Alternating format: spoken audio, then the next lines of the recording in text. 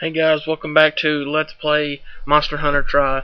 Today we're gonna be playing against another new monster in the Monster Hunter series. After I buff up, it's on to the fight. Now, usually when pros or whatever, who are used to this game, they know that hammers and great swords are usually the best weapons in the game, pretty much, for just about any situation. If you can't use a hammer, you can probably use a great sword, and vice versa. Lance in this game, though, is pretty amazing. So I heard anyway. There are some battles in this game, in the whole Monster Hunter genre, actually, where all weapons can't do good in the battle, and that's what's great about it. You have to actually use different weapons. This is a battle where you don't want to use a great sword or a hammer, because it just prolongs the battle a lot longer than you need it to. This monster is called Barroth, whatever you want to call him. I think I get hit by him. No, I'll roll out of the way. So far, I've used hammer, great sword, and sword and shield, and long sword against him. Sword and shield rips this guy a new one. He can't do anything against anyone that is even halfway confident with the sword and shield. There's just no way. He can't do anything against them. He's just powerless against them. Long sword, same thing, except you can't block and you're not as mobile. But great sword, unless you're a severe pro, there's no way that you can hold your own against this guy compared to what a sword and shield can do. He's just too slow. It's laughable. You'll see. I rip him a new one, and this is only like my fourth or fifth battle with him in all, and I basically rip him a new one. What this guy's all about is rushing down and using those mud globs that are all over his body when he rolls around in that water to give you a mud status, so you can't actually attack or move very well. But I have a skill that keeps mud from affecting me. It still does damage, but it doesn't turn me into a mud ball. See, I just know how to fight him. I just know when to attack and when not to. That's all this game is about. See, he just sits there. He stays still way too long not to use a sword and shield, but at the same time, he stays mobile just long enough for a great sword to be almost useless against him.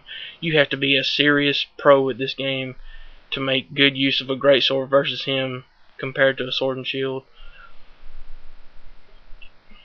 So yeah, the only thing that sucks about it is you can't cut tails with a sword and shield on something that tall. It's just not worth it. It's not worth the time. See, if I would have been going after the tail, I would have effectively added about 10 minutes to the battle. This is a 7-minute battle, and adding another 10 minutes just for a tail cut is not worth it unless I need the tail. But even then, if you manage to trip him, which I do, if you break off the mud on his tail, which I do, you still have a good chance to get his tail anyway, just for attacking it and breaking off the mud. So it doesn't really matter. But I'm having trouble getting his shells, though. I don't know what is effective against him to get shells. I'm guessing hammer, but hammer's just too slow for him. Just way too slow.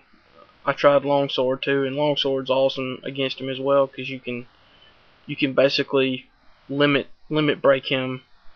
Well, not limit break, but spirit blade. You can spirit blade him all fucking day, and he can't do shit about it. Especially if you have Cha-Cha with you, because Cha-Cha will get his attention, and he'll just not do anything against you. It's just amazing. So look, I'm tearing him up. He can't do nothing. He's ran out of stamina already from having to switch targets so much without getting a break.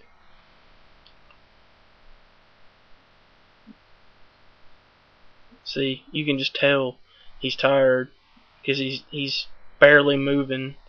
It's crazy. I even have enough time to sharpen.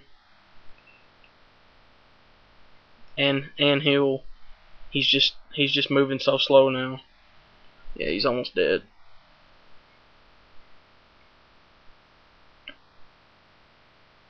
So what you want to do is just chop his legs. Alright, so this is where I went after his tail.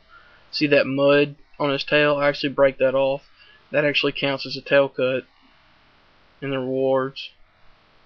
I don't know why, but it just does. You don't get the carve though. He runs away. He usually goes to 4 or 2.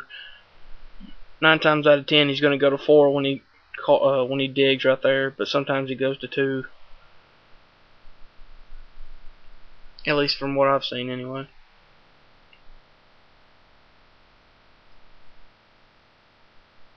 If you're wondering why his dot is flashing, it's because I have a skill called Perception on. It lets me know when the monster's low enough to be captured, and that's why I'm laying a trap right now.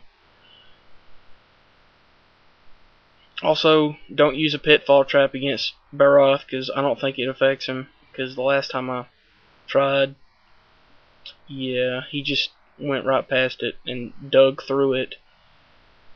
And yeah, that was the end of that. I'm not going to use pitfall traps against him anymore. But just let me know if it's possible to pitfall him. If it is, that's cool. He just didn't hit it enough, I guess. And there you have it, guys. Hope you guys enjoyed it. Fucking bugs. See you guys next video.